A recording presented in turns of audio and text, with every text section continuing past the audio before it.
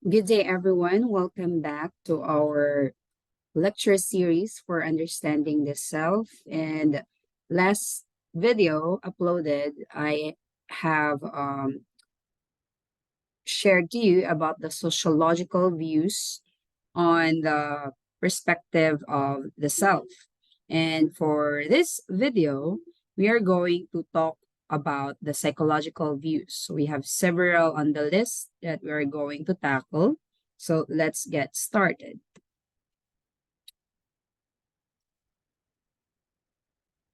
And what is psychology?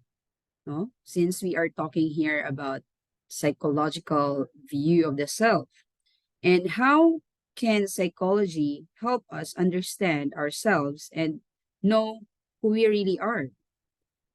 So, psychology is the scientific study of how people behave, think, and feel. It includes topics such as how our brain works, how our memory is organized, how people interact in groups, and even how children learn about the world.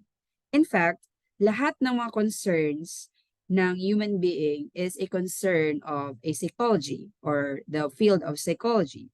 So from the basic workings of the human brain to consciousness, yung memory, yung reasoning, yung language, yung personality, mental health, and everything about the human experience. Psychology will scrutinize para malaman natin or para mas maintindihan natin how to be you. Yung gano'n, no?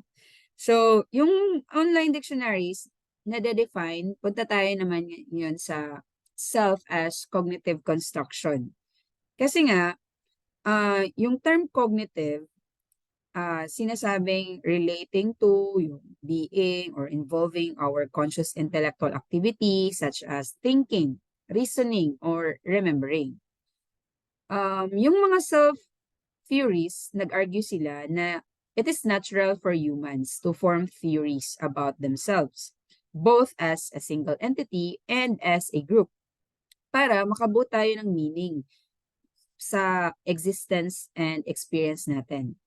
So, we have here as a contributor for the cognitive construction of ourselves, we have psychologist si John Piaget.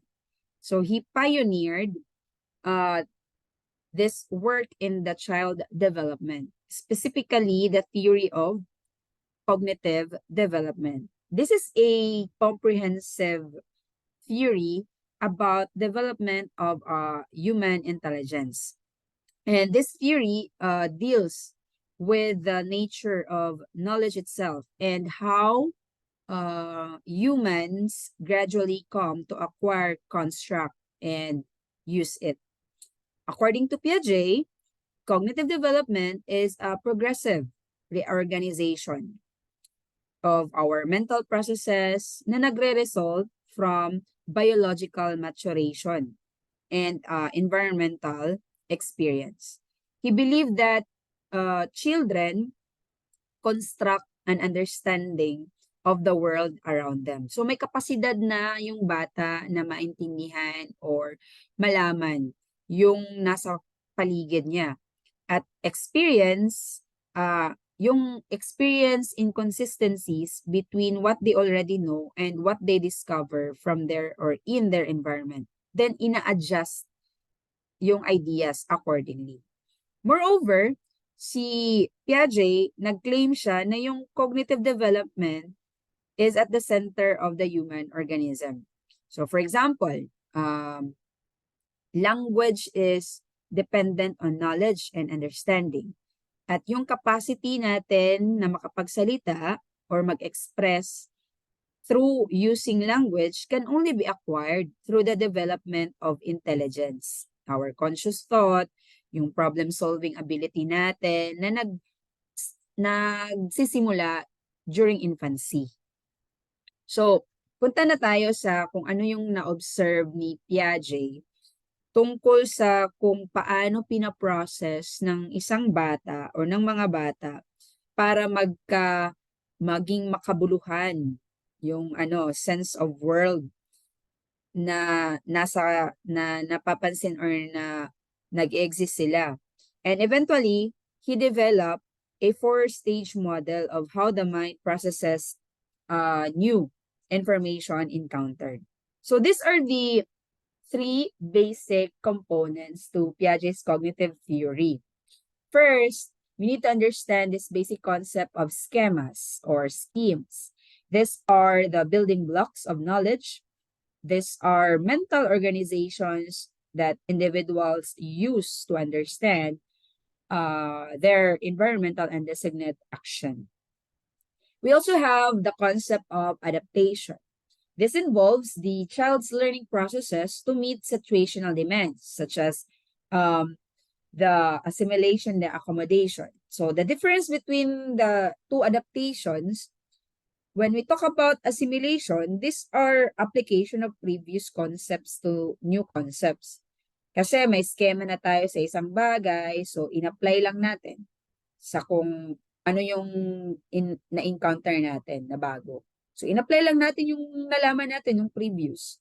Pero pag sinabi natin accommodation, it happens when people encounter completely new information or when existing idea are challenged. For example, hindi in-assimilate ng isang bata yung nalaman niya galing sa previous na experience niya, pero hindi pala tama.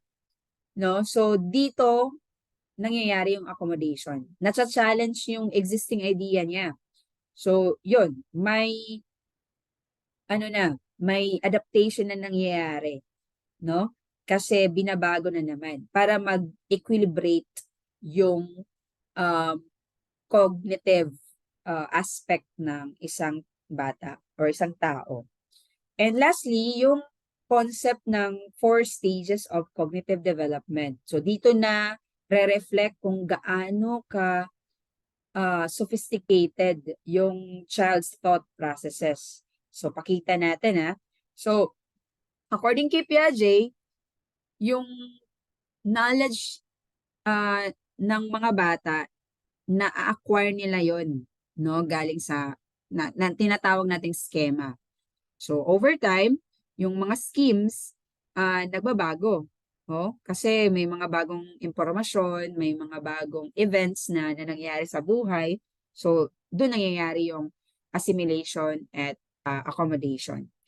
And okay, so ito yung brief summary sa Piaget stages of cognitive development. So meron tayong 4. We have sensory motor. Ang range niyan is from 0 to 2 years old. So ano nangyayari sa panahon na yan? So yung panahon na yan, yung child, nalalaman niya yung mga bagay-bagay through doing, through using basic sensations. Looking, touching, sucking. So yun yung mga primitive understanding ng bata na nagkakaroon ng cause and effect relationships. So ginagamit niya talaga, nagko-coordinate yung mga senses niya. As a matter of fact, yun yung nag-answer dun sa curiosity niya about sa world. So, dito rin na de-develop mga around 9 months before leaving the sensory motor stage. So, nag-emerge na yung object permanence na tinatawag natin. So, next is yung pre-operational. So, ano yun? Ito ay sa 2 to 7 years old. Ang nangyayari rito is yung bata gumagamit na ng language at symbols, including letters, yung mga numbers, and also, highlight here is the egocentrism. And also, yung conservation, no? Na before siya papunta sa next stage, nalalaman na niya, no, na-develop na niya yung conservation. So, dun. And next is yung concrete operational from 7 to 11 years old.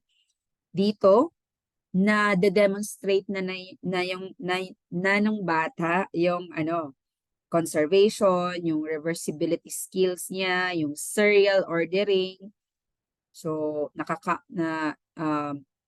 nalalaman niya na yung may mga mature understanding na siya kung bakit, kung ano yung cause and effect na relationships. So, pero, uh, yung thinking ng ability ng bata at this stage is still concrete. Meaning, hindi talaga ganun ka, ano pa, literal, yung mga ganong bagay. So, pati yung pag-intindi niya sa time, sa space, sa quantity.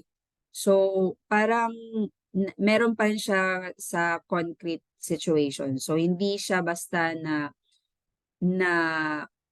nakakaintindi kung ano, kung mga elaborated na manners of thoughts. And lastly, yung formal operational, 11 years old and older or 12 plus sa ibang reference. So, ang nangyayari sa tao, the individual demonstrates abstract thinking na. And theoretical na siya, hypothetical, may mga counterfactual thinking na nalalaman.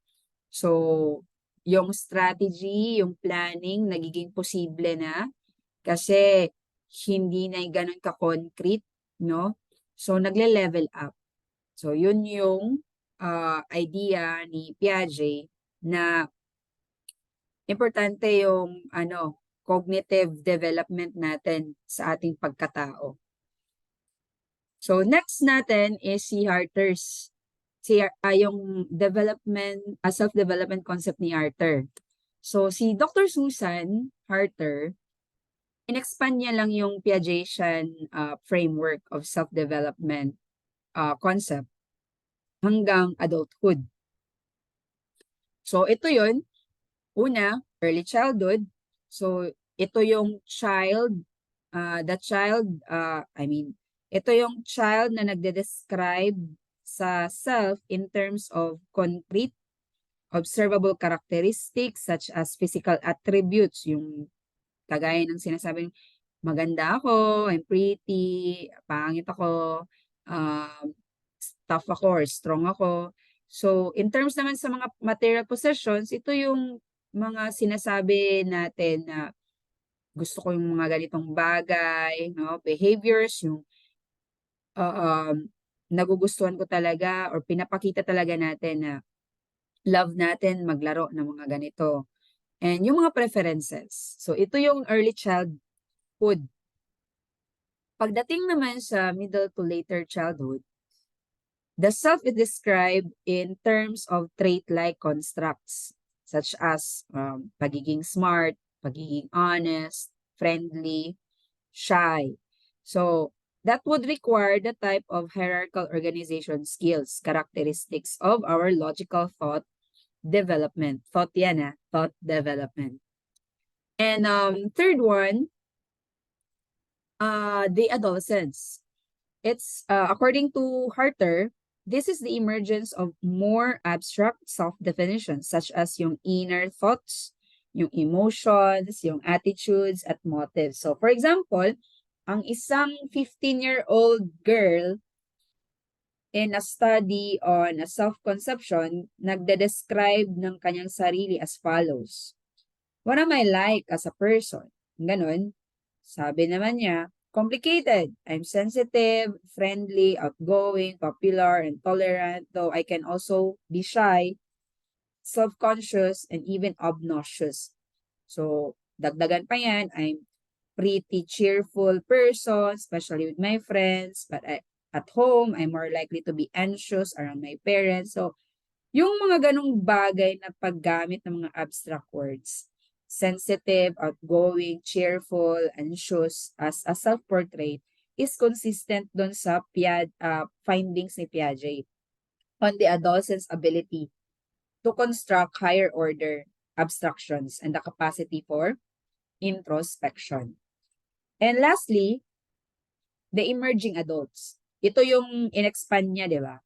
So, the marked characteristic of self for emerging adults is having the vision of a possible self.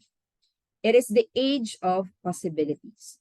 So, according pa nga sa isang Australian study daw, early emerging adults from 17 to 22 was found to be a time of grand dreams. No? Yung gustong maging mayaman, maging glamoroso, yung magandang trabaho. Pero pagdating ng um, ages 28 to 33, as part pa rin sa stage ng emerging adulthood, ang visions of possible self became more realistic na. Hindi na uh, hindi na talaga ganun ka optimistic, pero nilalagay na nila sa kung ano yung makatotohanan. So, yun. Next is William James and the me self or the I self concept. So, sabi ni William James in his groundbreaking masterpiece sa Principles of Psychology na sinulat niya noong 1890, the art of being wise is knowing what to overlook. And he is a figure commonly known as the father of American psychology, with a theory or the self-theory analysis on according to him, na yung self has two elements, the I self and the me self. So ano yung I self? No? Ano yung pagkakaiba? So yung I self is the pure ego. It is the subjective self wherein aware ito sa mga actions. And yung I self has four features. These are, first, a sense of being the agent or initiator of behavior. Yung kumbaga, I believe my actions have an impact. Yung mga ganun bagay that I cause an effect daw sa paligid ko. Yung ganung statement. Ang ikalawa, yung sense of being unique. So, yung statement na parang, this is how I am different from everything in my environment. This is how I perceive. There's only one me. Yun. Sense of being unique yun. And ang pangatlo, a sense of continuity. Yung I am the same person from day to day. Yung ganong claim. At yung pang-apat, a sense of awareness about being aware. So like, I understand what is going on in me and around me, and I know, I understand it. Ganon. Aware ka talaga. So, yun yung konsepto niya sa I self. Punta naman tayo sa konsepto niya sa me self. So, it is the self that is the object. It is the self na nade-describe such as yung physical characteristics, yung personalities, yung role mo sa society, yung relasyon, yung thoughts, yung feelings. And James called it the empirical self, which is defined based on concern with verifiable by observation or experience rather than theory or mga pure logic. And he believed that there is what we call dimensions of the me self. And this includes, first, material. This is the physical appearance and the extensions such as clothing, immediate family, or your home. And the second one is the social. These are the skills and the significant relationships. And lastly, the spiritual, the personality, character, the defining values. So that's the difference between the I self and the me self concept by William James. Let's move forward dito naman sa real and ideal self-concepts. This is according to Carl Rogers. Punta naman tayo kay Carl Rogers. So, si Carl Rogers, sabi niya, all behavior daw is motivated by self-actualizing tendencies. And these tendencies drive us or you to reach full potential. No? So, yun yung kiniklaim niya. And he believed that the world a person exists is the center of constant changes, and the person reacts to these changes. Sabi pa niya, as a result of this constant interaction with the environment at sa ibang tao, an individual forms a structure of the self or concept, an organized fluid, related to the self. So, kung ang isang tao may positive self-concept siya, he or she would tend to feel good about himself or herself. So, generally, nakikita niya yung mundo as a safe and positive place. Ngunit, yung person na nag-hold ng negative self-concept, then he or she may feel unhappy with who he or who she is.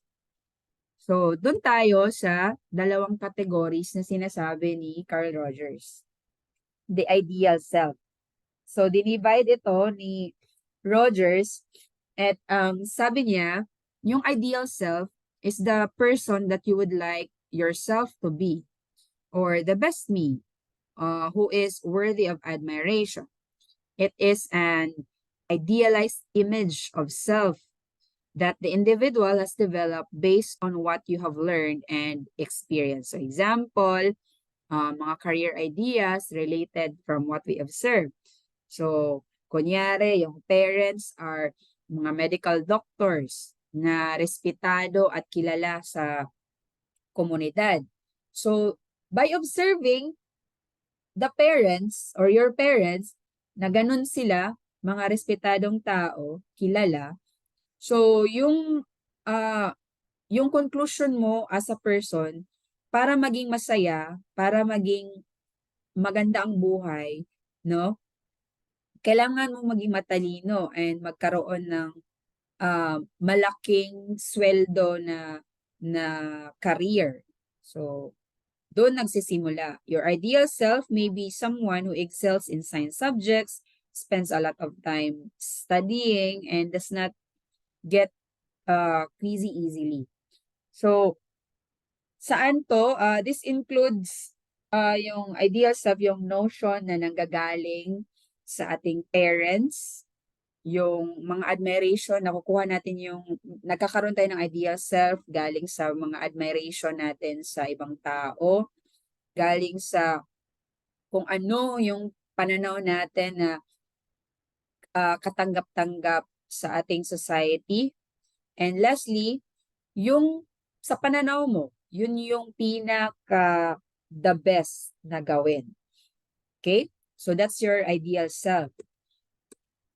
On the other hand, yung real self is the person you actually are.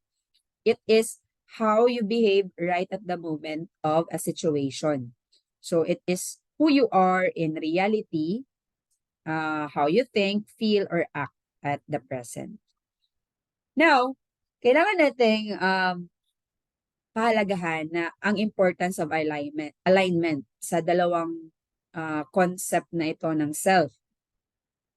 So, sabi ni Rogers na there is a need to achieve consistency. According to him, na if the way that I am, paano ba yun? If the way that I am, the real self, is aligned with the way that I want to be, your ideal self, then I will feel a sense of mental well-being or peace of mind. Siyempre, kung ano ka ngayon, plus nag-align pa siya kung ano yung maging gusto mo, no? Magkakaroon ka talaga ng peace of mind.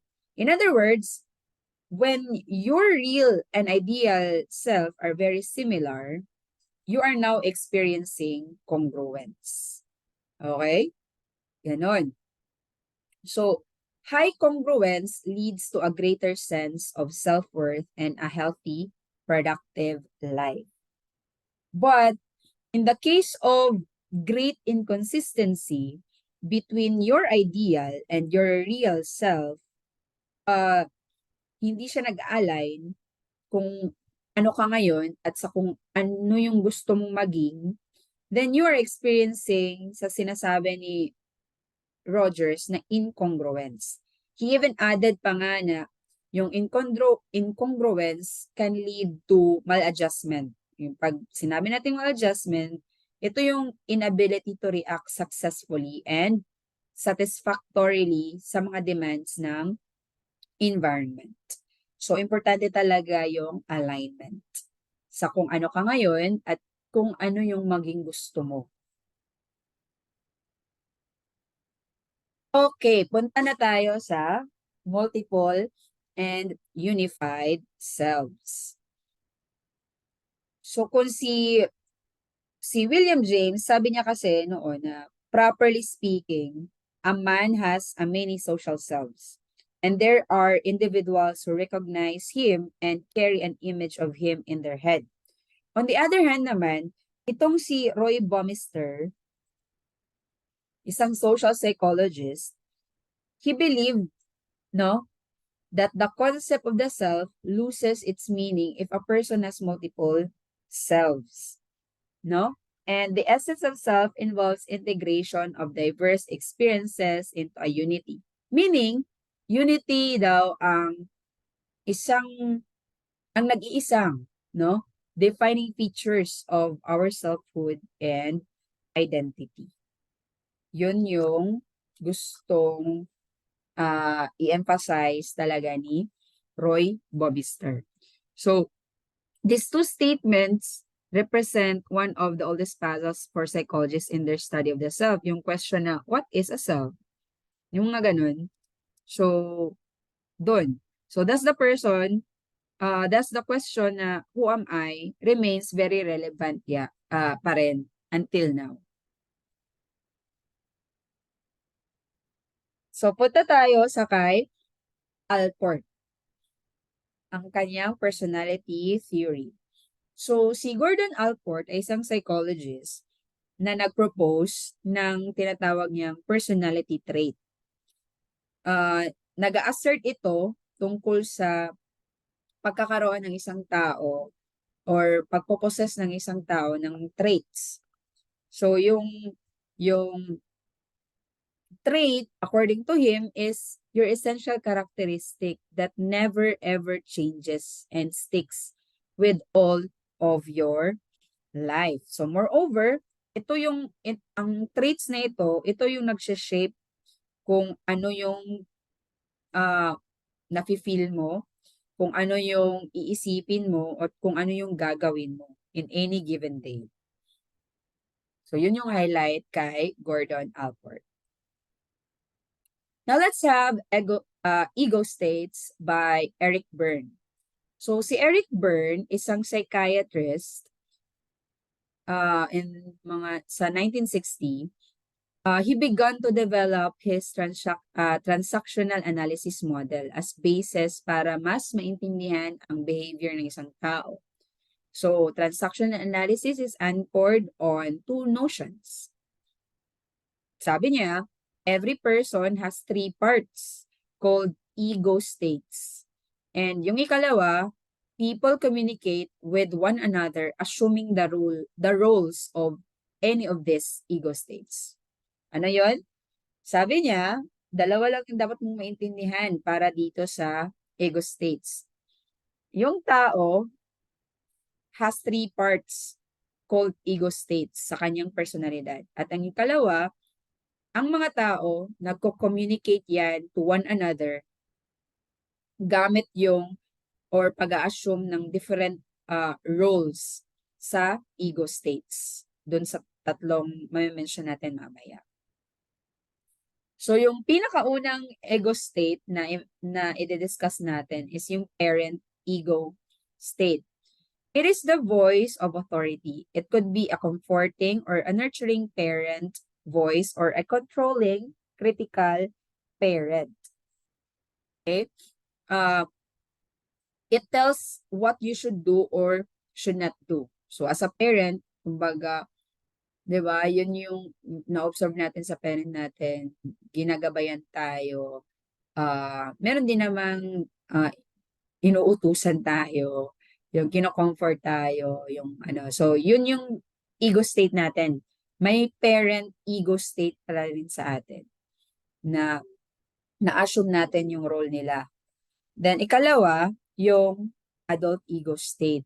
Ito naman yung rational person natin. It is the voice that speaks reasonably and knows how to assert himself or herself. So, basically, ito yung middle. Siya talaga yung nagre-reason out. So, ito yung nagde-decision sa mga bagay-bagay, most likely. Ang pangatlo, yung child ego state. Now, meron tayong tatlong child ego state within us sa ating personality, sabi ni Eric Berne. Yung una, yung natural child ego state natin, who loves to play but is sensitive and vulnerable. Diba? Yung ikalawa, yung little professor child ego state natin, na yung pagiging curious natin sa mga bagay-bagay na parang gusto natin gawin kung ano yung mga napapansin natin sa kapaligiran. And lastly, yung adopted child na ego state natin na nagre-react sa kung ano yung or nagre-respond dun sa mga bagay-bagay, trying to fit in or maybe to rebel against the authority. So tatlo yung minention natin na mga ego state personality natin according to Berne. Punta naman tayo sa Domains of Self by Henriquez. So itong si Greg Enriquez, isang university professor at isang author, nag-propose siya about human self na meron daw 3 related pero separable domains. So anong domains to? Una, yung tinatawag natin na experiential self. It serves as the theater of consciousness because it is the first to experience its beingness or the state or fact of existing, which is closely tied to memory. That's experiential. The second one is the private self-conscious, which is often described as the narrator or the interpreter that unfolds events and at the same time tries to make sense of the experience. Okay? And lastly is the public self or the persona, which is the image that you project to the public. So this is the image that interacts with others and will influence how others sees you. Okay? So, or see you. And let's have the last topic, the true versus false selves. So imagine that people are like onions. 'Di ba? Yung center ng onion needs to be protected by the layers para makasurvive ito. So at the center of the onion lies our true self, surrounded by the layers we have developed through our lives as protection. And these layers are what we call our false self. So most of us need our false selves as protection to survive childhood. So yung mga dala-dala nating layers with us through our adult lives because ito yung nagpro-protect at na-endure natin yung buhay. So, sabi pa nga, in 1960, isang English pediatrician and at the same time psychoanalyst, si Winnicott, nag-introduce siya ng concept of false self and the true self. So according to him, the self is simply the person who is me. And he proposed that the healthy core of a healthy person's self is hidden from the outside world and influenced by external or mga harsh na realities. And the false self is put up to defend the core from the reality or the realities rather and prevent it from any changes. So let's talk about the false self, which is according to Winnicott, is the product of of our early experience. It is a defensive organization formed by the infant because of inadequate mothering or failures in empathy. So, nakasalalay sa nag-aruga sa atin nung mga bata rin tayo, no? So, he added that the false self is developed as the infant is repeatedly subjected to maternal care that intrudes upon, rejects, or abandons his or her experiences. So, ito yung self which is based on being completely obedient to parents' wishes. He also, ano ba ito anong tawag ito? Si Winnicott, sinabi pa niya na yung child is constantly expected talaga to follow rules. So, that's why yung nagkakaroon tayo ng false self. Kasi expectation na nasusunod ka kasi anak ka, 'di ba? Para maging tawagin kang mabait na bata, so sumunod ka. So dito na-develop yung false selves. So ang false self is a mask or a persona. It is a form of defense that constantly seeks to anticipate others' demands na i-comply yung mga gusto nila na mangyari sa'yo as a way of protecting the true self from a world that is felt to be unsafe. So when the person, kaya nga lang, kung ang person has false self but can still function both as an individual and in society, then he or she has a healthy false self. Okay? On the other hand, let's continue sa healthy false self.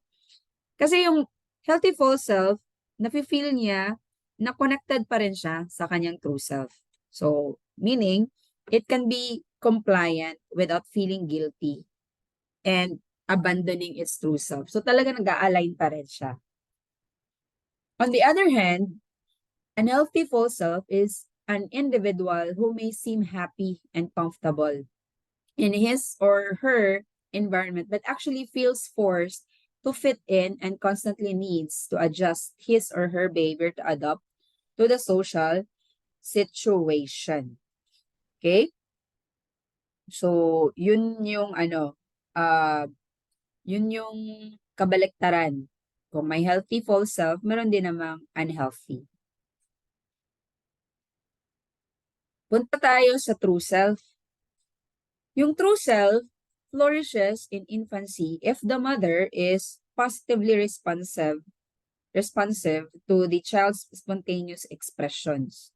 Alam naman natin na paiba-iba tayo nung bata pa tayo. Gusto natin kumain, gusto natin, kahit ano na lang, kasi iyak na lang natin. Pero nag-flourish yung true self natin, especially if yung mama natin or yung nag-aaruga sa atin is responsive. And Winnicott describe true self as a sense of self based on spontaneous, authentic experience. So, it is an awareness that yung mga bodily functions natin are working, such as yung heart pumping natin, simply yung breathing natin, no? So, moreover, yung true self natin, according kay Winnicott, is a part of the infant that feels creative, spontaneous, and real. It has a sense of integrity, connected siya sa pagiging buo mo. At itong true self natin is a sense of being alive and real in one's mind and body, having feelings that are spontaneous and forced. So this experience of aliveness is what allows people to be genuinely close to others and maging creative. Si Winnicott, he believed na yung people unconsciously repeat early relationships, particularly the mother-infant na relationship in one form or another. So a child whose mother is positively responsive and supports the child's natural processes of individuation, lalaki siya na magiging adult na may stable self-image. Yung views niya sa ibang tao, realistic, at saka natatanggap niya both positive and negative side sa isang tao, including yung sarili. Yun ang kaibahan ng true at false selves according to Winnicott. At dyan nagtatapos yung topic natin under psychological views. Thank you for listening.